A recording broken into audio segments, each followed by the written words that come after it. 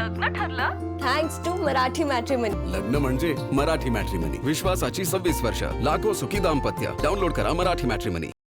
संकट येतो त्यावेळेस पहिला आमदार म्हणून नाही, एक या ठिकाणचा माझ्या जनतेचा सुपुत्र म्हणून मी ह्या ठिकाणी येतो आणि संकटाच्या काळी फक्त शिवसैनिकच पुढं असतो. परत एकदा ह्या अतिवृष्टीच्या वेळेस माझ्या शिवसैनिकांनी दाखवून दिलं. सर, कार्यकर्त्यांना न्याय मिळाला नाही असं धनंजय सावंतांनी म्हणलंय आणि त्याच्यामुळे त्यांनी बंडखोरी केलेली आहे. त्याच्यावर काय बोलाल सर? कार्यकर्त्याला न्याय मिळाला नाही असा कार्यकर्ताच कुठला म्हणत नाही. हे न्याय मिळाला का नाही हे तुमच्या जो समुदाय आज दिसतोय त्याच्यातनं दिसतंय.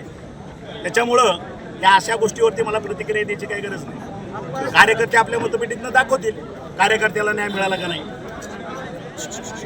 व्हायचा हे तुम्ही ठरवावं.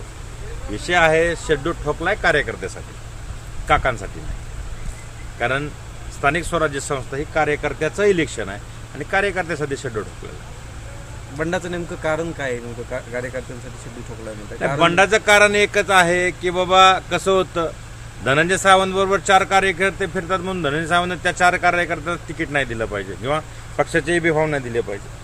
असं बऱ्याचशा ठिकाणी झालं. हा याच्या जवळचा, तो त्याच्या जवळचा, म्हणून काही लोकांवरती अन्याय झाला. म्हणून आम्हाला हे पाऊल उचलावं लागलं. आज आपण बघत असाल आमची धाराशिव जिल्ह्यामध्ये युती आहे, पण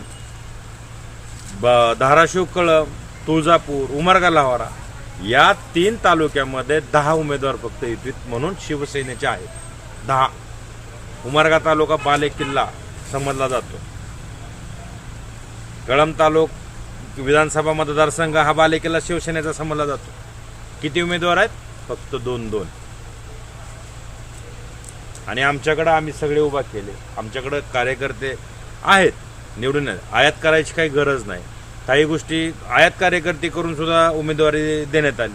त्याच्यामुळं मला वाटतं सगळ्या कार्यकर्त्यांनी म्हणून ह्या गोष्टीचा निर्णय घेतला. लग्न ठरलं थँक्स टू मराठी मॅट्रिमनी. लग्न म्हणजे मराठी मॅट्रिमनी. विश्वासाची 26 वर्ष. लाखो सुखी दाम्पत्य. डाउनलोड करा मराठी मॅट्रिमनी.